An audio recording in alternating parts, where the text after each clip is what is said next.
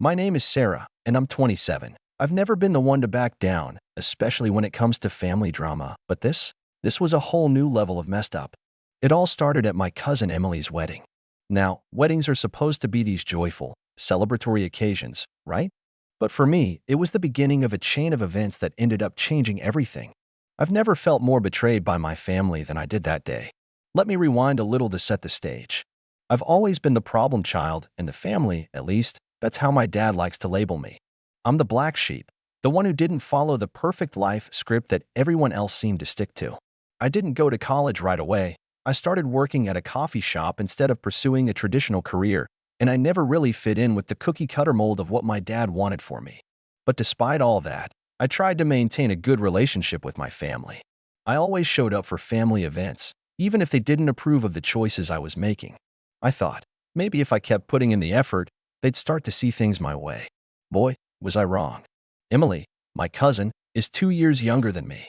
We used to be really close growing up, but as we got older, we kind of drifted apart.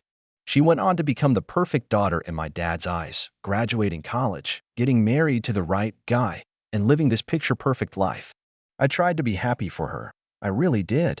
But when I got the invitation to her wedding, I had this gnawing feeling deep down that something wasn't quite right. The invitation came through the mail, and I remember opening it, feeling a mix of emotions. Of course, I was happy for Emily, but at the same time, I couldn't shake the feeling that I wasn't exactly welcomed. The wedding was being held at some fancy estate out of state, and I knew my dad was helping with the costs. He had mentioned it to me a few weeks prior. But there was something about the way he said it that made me feel like he thought I should somehow be grateful. Grateful for what? Supporting me financially after years of barely acknowledging my existence? When the day of the wedding came, I showed up, wearing my best dress and trying to put on a smile. But as soon as I walked in, I could feel the tension. Emily, who I once thought of as a close friend, barely acknowledged my presence. She wasn't rude, exactly, but it was clear she wasn't happy to see me. Her mom, my Aunt Linda, was giving me these side-eye glances throughout the evening, and it felt like everyone in the room was judging me. I couldn't quite figure out what had changed. One minute, we were inseparable, and the next, I was a stranger to her. The real punch to the gut came when the reception started. I was sitting at a table, talking to some distant relatives I hadn't seen in years, when my dad walked over to me. He was frowning, looking like he'd just bitten into a lemon. "Why don't you come sit with us?" he said in a voice that was barely above a whisper, but with an edge of frustration. I raised an eyebrow. "What's wrong?" "You're not sitting with the family," he muttered, glancing over his shoulder as if to check if anyone was listening. I was taken aback. "Dad, this is my family too." He shook his head. "Not anymore. You know that. You should have made more of an effort to get along with Emily. And now look, she's getting married, and you're still out here, acting like you're not part of this." I couldn't believe it. This wasn't the first time my dad had made comments like this, but it hit differently that day. The hurt I felt was like a heavy weight in my chest. I didn't even know how to respond. Before I could say anything, he walked off, leaving me standing there, feeling more alone than ever. The night went on, and I tried to keep my distance, not wanting to make a scene, but the whole thing just fell off. The tension kept building, and I started to realize I was being left out on purpose. Emily wasn't even trying to hide it anymore. She wasn't the sweet, welcoming cousin I once knew. She was acting like I was some sort of inconvenience. And then came the final straw. After the reception, everyone gathered around the gift table. My dad, who had been talking to Emily's parents for a while, suddenly pulled me aside. "Sarah, we need to talk." I looked at him, already bracing myself for whatever he was about to say. "What's going on?" His face was red, his jaw clenched. "You didn't even give Emily a wedding gift. That's disrespectful. You can't keep doing this, Sarah. You can't keep acting like the world owes you something. You've been living off my money for years now, and this is how you repay me." I blinked in shock. "Dad, no, don't try to justify it," he interrupted, his voice rising. "I've been supporting you financially, and you can't even show some basic decency. You didn't even give your cousin a gift." I felt my stomach drop. "You've been supporting me? I didn't ask you to." "You know what?" he snapped, cutting me off. "I don't want to hear it. You think I don't notice? I notice everything. I've been trying to help you, and this is how you repay me. It's insulting." I was seething now, but I didn't know what to say. The words were stuck in my throat. My emotions were a tangled mess, and I didn't want to cause a scene in front of everyone. But at that moment, something inside me snapped. For years, I've been trying to get their approval, trying to fit into this family that never really saw me for who I was. And here it was, the last straw. Fine, I said, my voice low but steady. If that's how you feel, then I'll take my leave. His face was a mix of disbelief and anger as I turned to walk away. What? Where are you going? I'm done, I said, barely able to control the wave of emotion crashing over me. I'm done trying to get your approval. I don't need it. I left the wedding that night with my head held high, but inside, I was torn apart. It felt like I had just walked away from the one thing that had been holding me back for so long, the hope that my family would ever see me for who I truly was.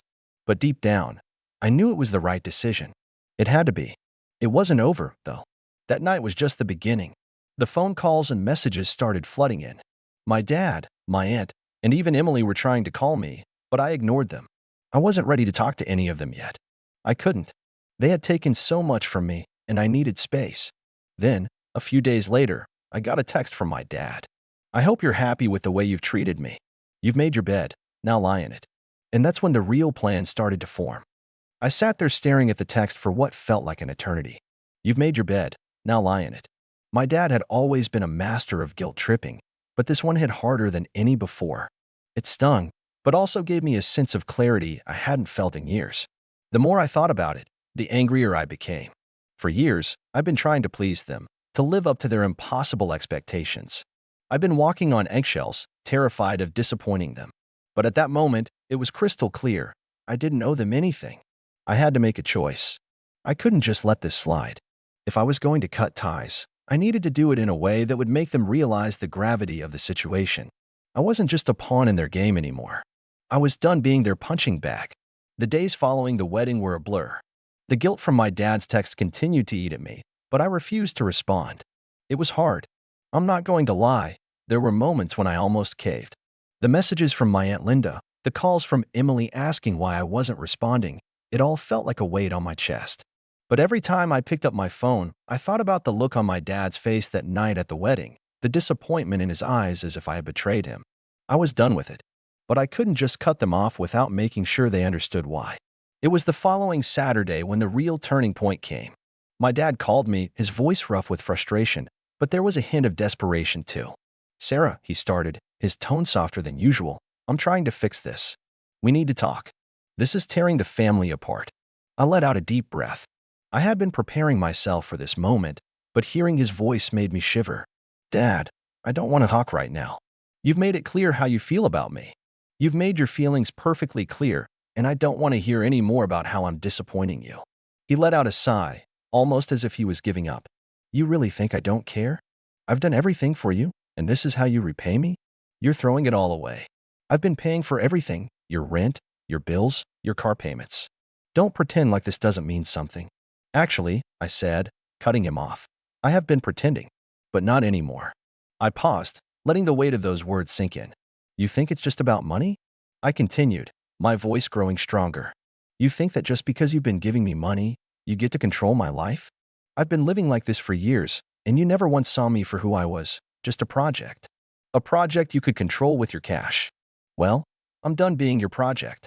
There was a long silence on the other end of the phone. I almost thought he had hung up on me, but then he spoke again, his voice shaking. Sarah, please. This is your family. We've always been there for you. And you're going to throw it all away for what? Some dumb principle. I felt a deep laugh bubble up in my throat, but I swallowed it. It's not a dumb principle, Dad. It's my life. It's about me finally standing up for myself, and I don't need your money or your approval to do that. I've been stuck in this cycle for too long, and I'm done. I paused again, letting the silence settle in before adding the final blow. And just so we're clear, I'm cutting off all financial support from you. I don't want anything from you anymore. Not a cent, not a favor, nothing. His voice cracked as he tried to defend himself, but I wasn't listening anymore. I had made up my mind. The next few days were a whirlwind. The fallout from my decision hit me hard. My dad didn't take it well. He didn't even try to hide his rage when I told him I was cutting him off. He bombarded me with angry texts, trying to guilt trip me into coming back. You're ruining everything, he'd write. You've destroyed the family. But this time, it didn't affect me the way it used to. I wasn't going to apologize. I wasn't going to back down. And then came the surprise. Emily, who had been so cold toward me at the wedding, suddenly reached out. Her message was short but direct. What did you do? Why are you causing all this drama? I didn't even have to think about it. I replied, my fingers typing with a clarity I hadn't known I had in me. I'm done being your scapegoat, Emily. I'm done pretending like I'm not just here to make your perfect little life look even better. You think this is just about money? It's not. It's about respect. It's about finally standing up for myself. There was no reply. Not immediately, at least. But I knew Emily. She would process it in her own way, probably start telling everyone how unreasonable I was being. That was the pattern. She'd play the victim and make me the villain, just like my dad did. But I didn't care anymore. I was finally free. Then came the final moment I had been dreading, but also secretly waiting for. My dad showed up at my apartment unannounced, pounding on my door with fury in his eyes. I had seen him angry before, but never like this. I wasn't sure if I should open the door or call the police. But in the end, I opened it, facing him with a resolve that shocked even me. Sarah, what do you think you're doing? He barked, stepping into my doorway. I stood my ground. I'm doing what I should have done years ago. I'm standing up for myself. You're destroying this family, he shouted, his voice full of rage. After everything I've done for you, after all the sacrifices, this is how you repay me? I could feel the old guilt rising in my chest, but I quickly pushed it aside. This wasn't about him. It was about me. I don't need your sacrifices anymore, Dad. I'm done. He stared at me, his face contorted in disbelief, before finally turning on his heel. You'll regret this, he spat. You'll see. And just like that, he was gone. But I wasn't the one regretting anything. I was free. The silence in my apartment was deafening after my dad stormed out. I stood there for a moment, not sure if I was supposed to feel guilty, scared, or relieved. But as the seconds stretched into minutes, all I felt was calm. For the first time in years, I felt like I had control over my own life, like I wasn't just a piece in their game. But the calm didn't last long. The next morning, I woke up to a flood of texts. Some from family members, some from my dad, all demanding answers. My Aunt Linda was the first one to message. Sarah, what on earth is going on? Your father's in tears. This is not how you treat family. Call me. I scrolled past her message, not feeling the slightest bit of guilt. Then came Emily's. You seriously went this far? Are you trying to destroy everything? You've ruined the wedding. You've ruined everything. I didn't reply to any of them. I wasn't interested in their opinions anymore. But then, I got a call from my dad. I hesitated for a second, but I knew what was coming. I answered, my voice steady but firm. Dad, don't dad me, he snapped. You don't get to just cut me off like this. After everything I've done for you, after everything I've sacrificed for you, this is how you repay me. I felt my anger rising again, but I kept my cool. You didn't sacrifice anything for me, Dad. You used me. You controlled me. And I let you. But not anymore. You'll regret this, he said again, his voice low and threatening. You're destroying your future. I won't bail you out anymore. Don't come running to me when you need help. The weight of his words was heavy, but I didn't let it break me. I won't need your help, Dad. I've got this. With that, I hung up. The next few weeks were a whirlwind of phone calls, messages, and visits. My dad didn't give up easily. He kept trying to manipulate me, telling me how ungrateful I was, how unreasonable I was being. He even threatened to cut me out of the family will. At first, I thought the idea of losing any inheritance would hurt, but it didn't. It didn't matter. I didn't want anything from him anymore. Then came something unexpected. Emily, who had been quiet for a while, reached out again. This time, her tone was different. It wasn't angry or accusatory. It was almost pleading. Sarah, please. Can we just talk? I stared at the message for a while, unsure what to make of it. Emily had never been the one to back down, never the one to apologize. But something felt off this time. I debated whether to respond, but my curiosity got the best of me. I typed back. What do you want, Emily? She replied quickly. I don't know how to fix this, but you need to come to your senses. You're pushing everyone away. Don't do this. Don't make it permanent. Just come back and apologize. I felt a wave of frustration wash over me. The nerve of her to say I needed to apologize. After everything that had happened, she still thought I was the one who needed to make things right. No, Emily, I typed, keeping my voice even. I'm not apologizing for standing up for myself. I'm not going to be your scapegoat anymore. I'm done trying to make everyone happy. You can't make me feel bad for finally putting myself first. The silence that followed was deafening. She didn't reply for hours, and when she finally did, It was a single message. You're making a mistake. But this time, I didn't care. I had made my decision, and I wasn't going to back down. The days passed, and I continued to live my life. For the first time in forever, I wasn't constantly waiting for the other shoe to drop. I didn't have to worry about my dad showing up at my door, demanding answers. I didn't have to worry about Emily guilt-tripping me into giving in. I was free. But then, one evening, my doorbell rang. It was unexpected, and I wasn't prepared for it. When I opened the door, there was my dad, standing on the other side, looking like he had just walked through a storm. He didn't say anything at first. He just stood there, his face red with anger and exhaustion. I didn't say anything either, waiting for him to speak. Finally, he sighed and looked down at the ground. "I'm not here to fight with you, Sarah." I didn't know what to say. My emotions were a whirlwind. Did he want to apologize? Did he finally realize what he had done to me? Or was this just another attempt to manipulate me? He continued, his voice quieter than before. "I know I've been hard on you. But you have to understand, everything I've done because I care about you." I almost laughed at how predictable he was. "No, Dad. You've done everything because it was easier for you to control me. It wasn't about me. It was about you. About keeping things the way you wanted them." His eyes hardened, and I could see the anger flare up again. "You have no idea what it's like to care for someone like I've cared for you. I've sacrificed so much, and you're just throwing it away." I felt angry, but I held myself together. "You don't get to play the martyr, Dad. You don't get to tell me how to live my life anymore." For a moment, we just stood there, the tension so thick it felt like we were in a pressure cooker. And then, in a move I hadn't expected, my dad dropped his shoulders and let out a deep breath. "I'm not asking for you to forgive me," he said, his voice raw. "I'm just asking you to come back. To stop acting like you're alone in this." I didn't know what to say. I could feel the weight of everything pressing down on me, but I knew the answer. "No, Dad. I'm not coming back. Not like this. I'm done." He stared at me, his face unreadable, and for a second, I thought he was going to lash out again. But instead, he turned and walked away, leaving me standing in the doorway, feeling both triumphant and hollow. I had stood my ground, but at what cost?